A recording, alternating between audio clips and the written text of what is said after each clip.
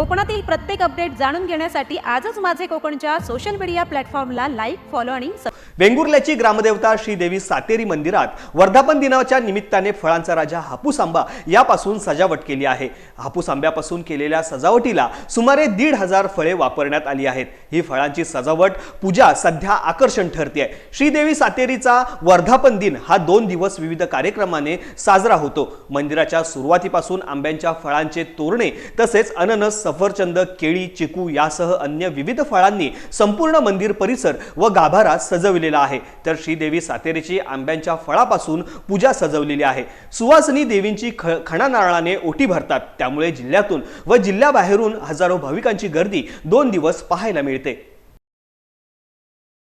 आज या ठिकाणी वेंगुर्ल्याची ग्रामदेवता श्रीदेवी सातेरीचा वर्धापन दिन आहे। त्यामुळे आम्ही दरवर्षीप्रमाणे यावर्षी सुद्धा जवळजवळ 1,500 आंब्यांची सजावट केलेली आहे।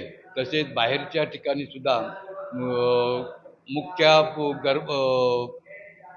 गाभाऱ्यामध्ये सुद्धा आंब्यांची सजावट केलेली आहे।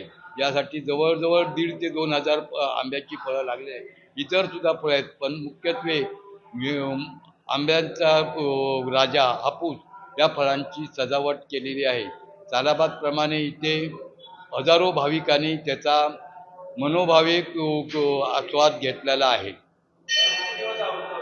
हा जवळजवळ 2 दिवस उत्सव चालतो आणि या 2 दिवसामध्ये पहिल्या दिवशी कुंकुमार्चन व दुसऱ्या आज सत्यनारायणाची महापूजा व महानैवेद्य होणार आहे।